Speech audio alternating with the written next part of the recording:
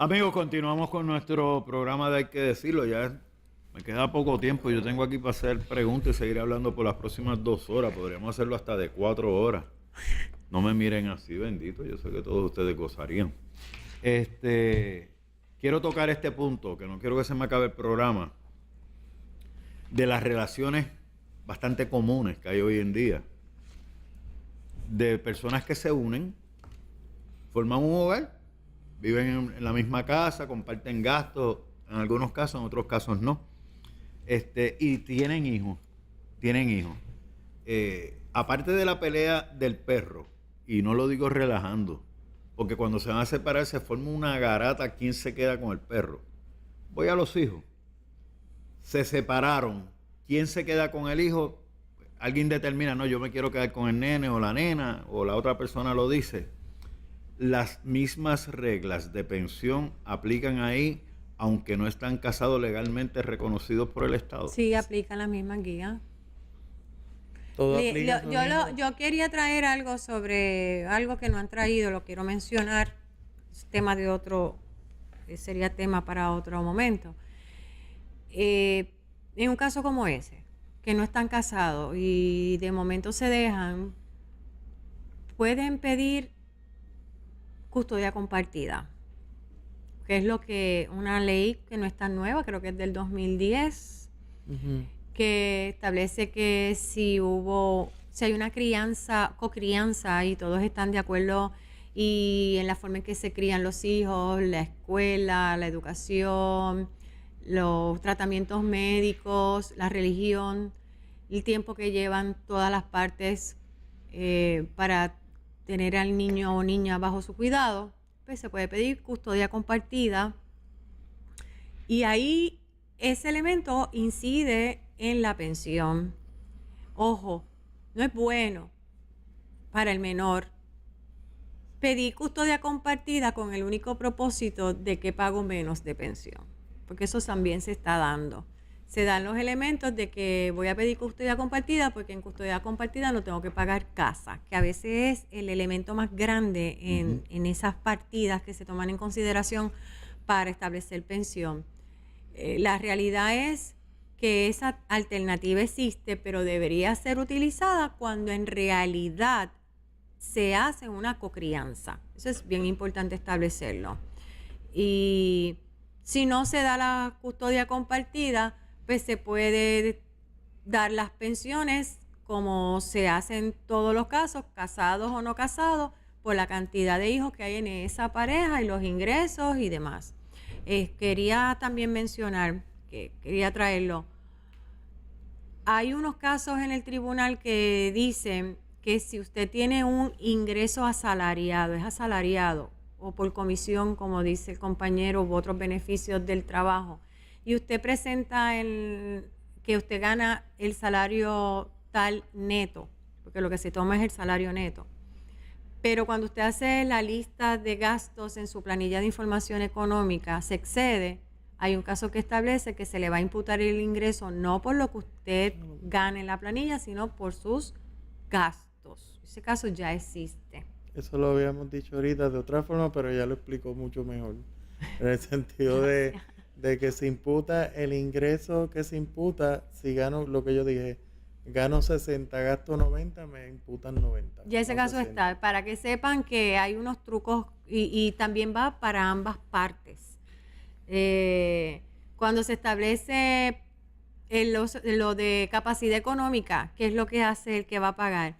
Cuando usted llena la planilla de información económica, que debe ser discutida con un abogado antes de erradicarla para que usted sepa a todo lo que se atiene, como dice el compañero Camacho, es que usted ponga los gastos, pero hay un problema.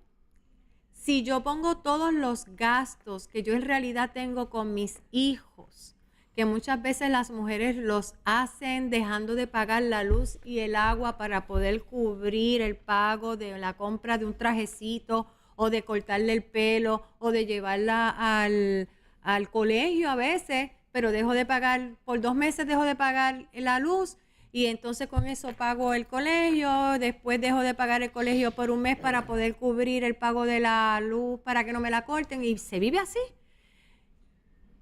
y uno pone esos gastos, pero su ingreso es menor, pues a usted, señora, que tiene la custodia de sus hijos, que hace esos sacrificios, también le pueden imputar ingresos por los gastos, aunque usted los esté haciendo de esa manera. Habría que justificarlo y yo a veces lo habíamos hecho en un pasado, pero yo no veo la tendencia de que se esté aceptando esa forma de vivir, que es una realidad, es una realidad en este país.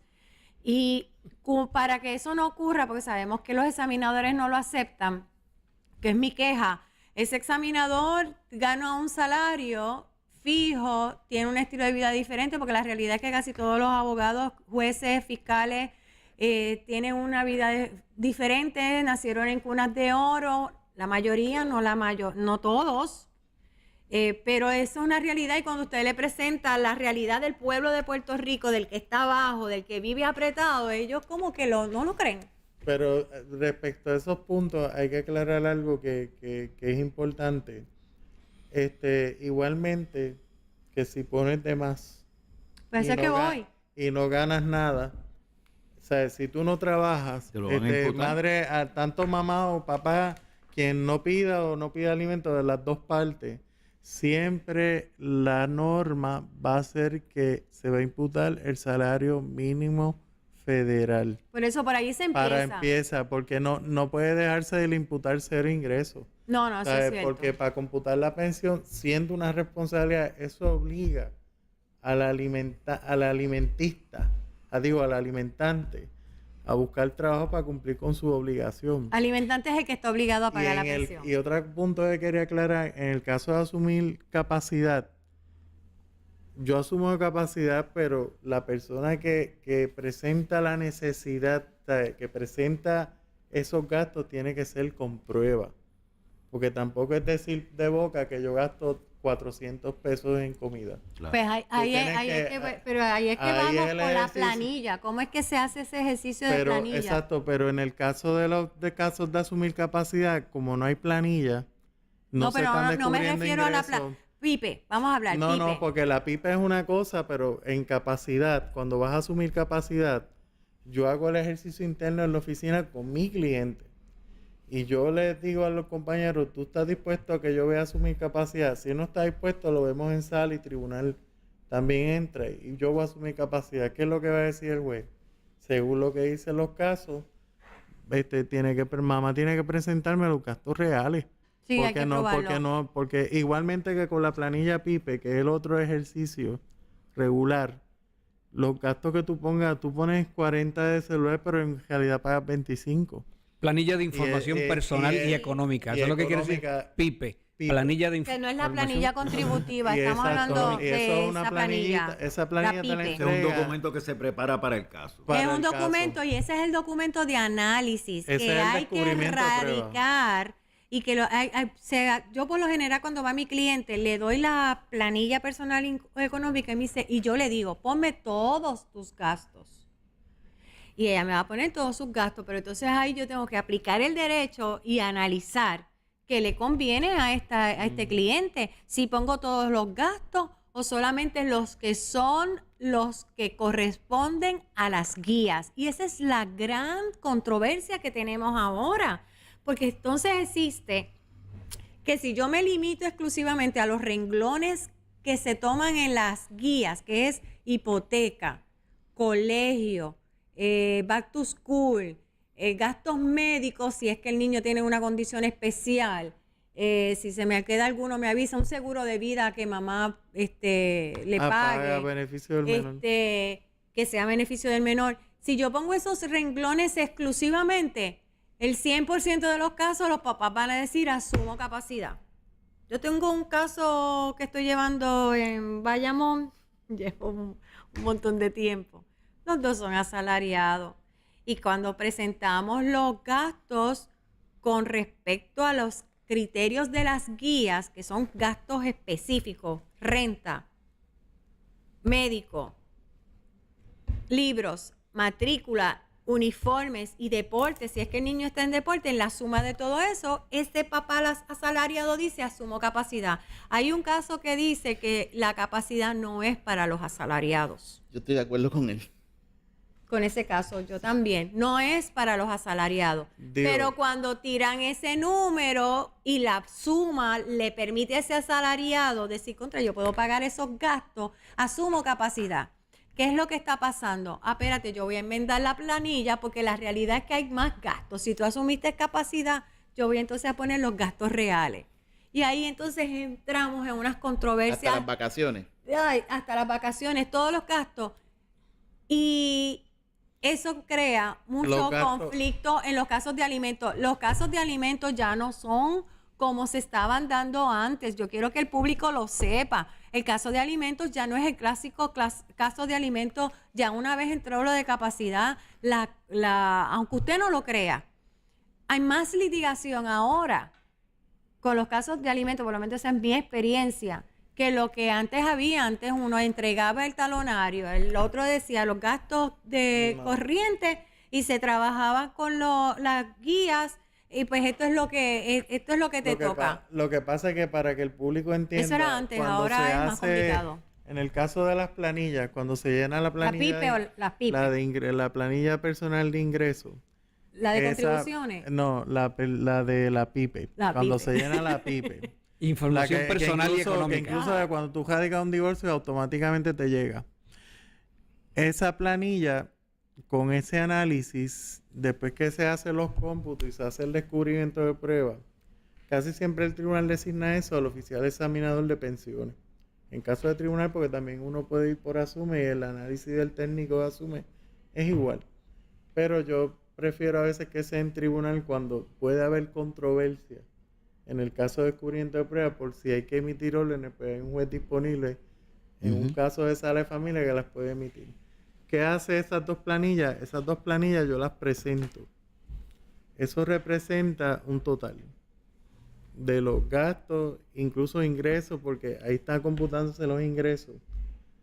Y se hace a base de las tablas por la edad del menor. Hay unas tablas, las guías que tanto hablamos aquí, que son las edades, cantidad de menores alimentistas y cantidad de la edad de rango, cuántos son. Cuánto debe estar la pensión básica, porque no estamos hablando de la suplementaria, porque hay dos, dentro de esa pensión final hay dos tipos de renglones. La pensión básica, que es la que te presenta la guía, y la pensión suplementaria, que son cosas como renta, agua, luz, cosas que no se cuentan en esa pensión básica, porque la pensión básica se saca de los ingresos. ¿Qué pasa? Esos ingresos a veces representan, se unen los dos, dan 100,000 pesos. Pues en el caso de mamá, pues le corresponde porque gana 60 y papá 40. Pues el 40% de aportación, si papá va a ser el alimentante, el que va a dar los alimentos, de la pensión general que se genera en la básica, si son $1,000, pues él va a pagar 400. Esa es la básica. De la suplementaria se hace el cómputo de los gastos que entran dentro de la suplementaria y se le suman todos los gastos y se adjudica un 40 a papá y un 60 a mamá. Y eso es lo que se suma a la pensión final, para que la gente entienda. Por eso es que ella dice que no es como antes.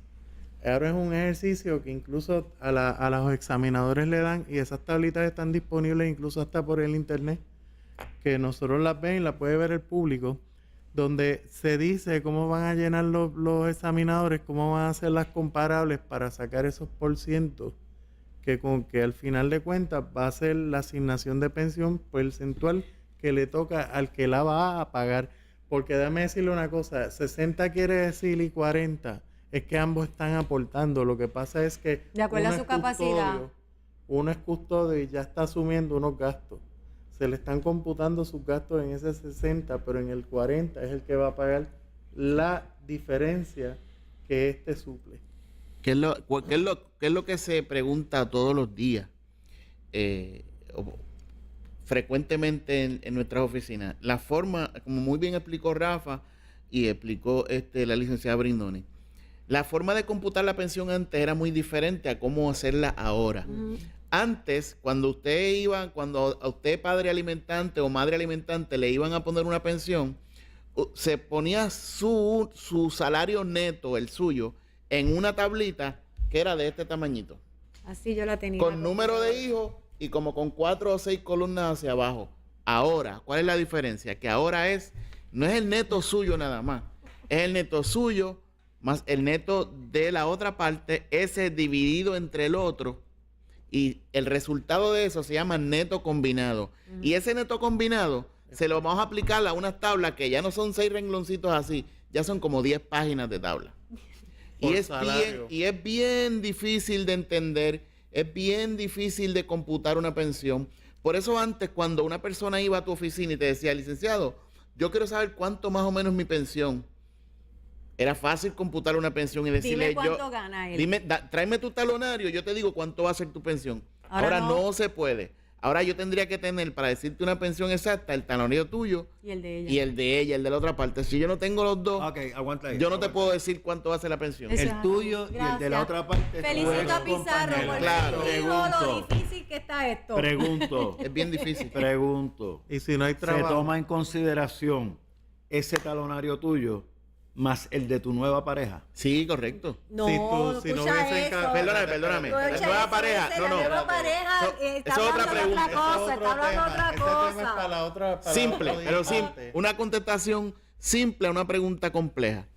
Si hay capitulaciones matrimoniales, no se toma en cuenta. Si no hay capitulaciones matrimoniales, sí, esa es una contestación simple, pero hay vertientes que podemos hablar otro día. Ay, sí, Otro día vamos a prepararnos para otro día, discutir eso a fondo porque se oye todo el tiempo. Ven acá, pues si este se casó con fulana, si se casó y tiene capitulaciones, ella gana 60,000, tienen 110,000 y me están pasando una pensión por 50. La buena noticia es que las capitulaciones matrimoniales, como discutimos aquí hace se pueden crear dentro del matrimonio. Pueden ser modificadas aún después del matrimonio. No hay que hacer aquellos ejercicios que hacían algunas personas que, como eran inmutables las capitulaciones, si no capitulaban, tenían que finalizar su matrimonio y luego decidir si se casaban de nuevo capitulados. Ese ejercicio ya no hay que hacer. Pero eso se dio. Claro, se dio hasta públicamente. Por eso, pero ahora no se tiene que dar. 2 veces. Tengan presente que no vayan a correr a hacer eso ahora si tienen un caso presente. Porque dice que sin afectar al tercero. No cuenta. Sin afectar al tercero. Si te hacen las capitulaciones y tienes un pleito vigente, recién radicado, esto es prospectivo. de alimentos, eso es prospectivo y no retroactivo. No.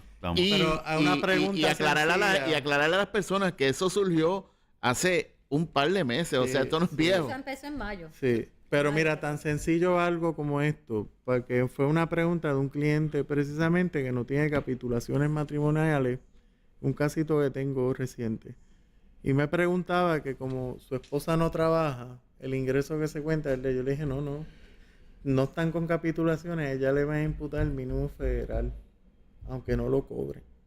Porque eso no lo entiende la gente mucho, pero se hace. Yo lo cuestionaría. Yo lo cuestionaría, pero lo hace. Porque ella no está viviendo con mi salario y pues quiere ser mujer sometida a mi salario porque lo voy a imputar. Pero hay que hacerle la advertencia. ¿Por qué la palabra sometida? Porque si yo quiero el tratamiento que quiero, tengo que traer esos elementos. Pero por ejemplo... Para evitar que le imputen ingresos, porque si no trabaja y vive felizmente en su casa limpiando media. Lo decir otra cosa. Bueno, pero empezó a decirlo. Pero usted empezó a decirlo, dijo media. Oye, pero también puede dedicarse a criar los nuevos hijos. También, bueno, pero se dedicó a limpiar medias y a criar muchachos y soy feliz y es un solo ingreso. Ese es el matrimonio y entonces hay que traer lo que se considera como un matrimonio para que no le imputen ingresos, porque yo entiendo que si ella renunció al mercado laboral, yo me opondría a que un tercero tribunal me le imponga ingresos a esa señora. Pero como bien dije, en la orientación se lo dije, puede pasar. Puede pasar. Puede pasar y si el tribunal lo valida, porque no está discutido en la jurisprudencia. Pero y vamos a traer otra, y si me perdona, trayendo lo que él dice, puede pasar. Y también tenemos que decirle a los clientes, y si eso pasa, ¿qué usted va a hacer? Porque eso no está en la ley, ni está en la jurisprudencia. La única forma de refutarlo y objetarlo es llevando un proceso apelativo. Entonces entramos a explicar lo que es una apelación, que no voy a entrar en eso, pero los casos no terminan en el tribunal de primera instancia porque el tribunal resolvió mal. Uno, si tiene el chavo para llevar un proceso en apelación, debe llevarlo si es injusto, si es atropellante. Hay que denunciarlo y la única forma de hacerlo es en un procedimiento apelativo. Ahora, si tiene chavo, ella dijo, tiene chavo. Ahora, aunque tengan dinero. chavo, no vayan y se gasten. Este es mi consejo, porque también tengo que ser honesto. No se puede apelar por apelar. No, bueno, No se apele por apelar, porque si tú te ganas 90,000 pesos y te le están imputando el mínimo federal a tu esposa, hay 1,000 pesos de diferencia mensuales. ¿Cuánto es eso? 12,000 pesos al año. Esto no es muy significativo No en un es salario así. significativo. Bueno, en un pero yo no salario estoy alto. hablando de la Ahora, gente de esos casos, estoy ahora. hablando de la mayoría del país, de ese 60% de nuestra población. Porque el compañero está hablando del 40% de la población de Puerto Rico que tiene unos ingresos superiores a los Sí, pero compañera, 60,000. ese 60 no tiene dinero para un apelativo. Por que eso son te estoy supremos. hablando.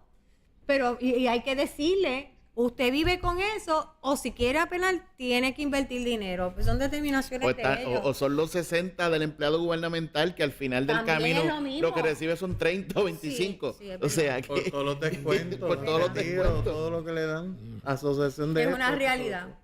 Es una realidad. La verdad es que es un tema bien complejo. Horrible. Estoy seguro porque muchas personas han recibido contestación a sus inquietudes y a muchos les hemos creado muchas más dudas y preguntas que me las pueden referir aquí al canal y con mucho gusto con el panel en la siguiente semana las tomamos. De hecho, ellos mencionaron unos cuantos temas que salen de este tema, que no los tocamos hoy, los tocaremos en un próximo programa, es bien importante. Ya se me ha terminado el tiempo, pero yo quiero añadir algo. Miren, lo dije al principio del programa y lo repito ahora. Estamos hablando del bienestar de tu hijo, de tu hija. Hay 1,000 trucos que se aplican, como hemos escuchado algunos ejemplos. Pero yo lo que quiero que tú tengas conciencia que en cada truco que tú aplicas, tú le estás faltando a tu hijo. Mañana no te quejes si tu hijo adviene de esa información y te lo saca en cara. Tú vas a decir que injusto es mi hijo, no, tu hijo está haciendo lo que tú debiste haber hecho de un principio. Y debo decirle que el factor que más molesta a mí personalmente, estoy hablando de Jorge Incerni puro, yo no perdono a ninguno. Cuando usted ve que un niño va a la escuela y esa clase pues decidió que se van a ir de gira. Y ese nene permanece en un salón porque no puede ir a la gira, porque no puede pagar los $20, porque la mamá le dijo no tengo los $20. Y probablemente no los tiene. Pero el papá está de vacaciones en un crucero. O sea, piensa en eso, el efecto que tiene en ese niño, no porque no fue a la gira, sino el efecto que tiene de ver el resto de sus compañeros que sí fueron a la gira, el efecto emocional en ese corazoncito de su hijo que tiene. Y a veces nos creemos que por ser listos, me ahorré $200, $300. Te tengo noticias. O sea, yo voy a usar una palabra un poco fuerte, pero la voy a usar. Eres un infeliz. Porque el que tiene hijos se tiene que responsabilizar de ellos. Y los hijos no deben ser parte de esta discusión. No deben ser parte de esas divisiones matemáticas con las listas y las cosas. Tenemos que velar por la salud emocional de nuestros hijos, no solamente el dinero, a las cosas que nosotros los sometemos por buscar los trucos para salirnos con la nuestra. Y cuando los usan de trampolín o de ping-pong, que yo también lo veo, tú no vas a ir a eso porque tu padre no me dio los chavos. Ese niño no va a caramba. olvidar eso. Ese niño no lo va a olvidar y te lo va a sacar algún día. Algún día te lo va a sacar. Y si no te lo saca, lo peor es que él lo va a repetir posiblemente en una relación futura. ¿Cuándo vamos a cambiar? Si nos corresponde a nosotros. O sea, no mires para el lado. Mira el alma de tu hijo. Desahógese con su abogado y no con su hijo. Desahógese con su conciencia, con papá Dios y después busca al abogado. Exacto. Muchas gracias a ustedes por haber estado conmigo en el día de hoy. Yo tengo que decirlo porque a mí me molesta, yo lo veo, me molesta que no se hagan responsables de sus hijos. Y podría decir 20 cosas más. Gracias por haber estado con nosotros y a ustedes, amigos. Este programa se repite hoy a las 7 de la noche. Si me quieren insultar, pues lo pueden ver a las 7. Nuevamente. Y yo pues los espero en nuestro próximo programa. Que tengan un día excelente. Antes de irnos, señor director, no me corte. Mi respeto, frenazo. Mi respeto total y mi empatía con él, con el licenciado Héctor Ferrer, en su situación que está pasando de salud en este momento. Tiene todo mi respaldo, todo mi respeto y fuera de líneas políticas, que eso es lo que daña todo aquí. Como ser humano, como amigo que conozco, tiene mi respeto y tiene mis oraciones, licenciado. En el caso de él y por extensión, es hijo de 2 condiscípulos míos de la clase de 1963 de la Escuela Superior de la Universidad de Puerto Rico, Jeñito y Marisa Ferrer. Pues yo estoy seguro que los compañeros aquí comparten lo que dije. Y Así es. no, Sí, además nosotros conocemos personalmente también a Héctor y está en nuestra empatía. oración. Igual. Pues estás en nuestras oraciones, Héctor, con todo el respeto del mundo y todo el cariño. Amigos, hasta nuestro próximo programa.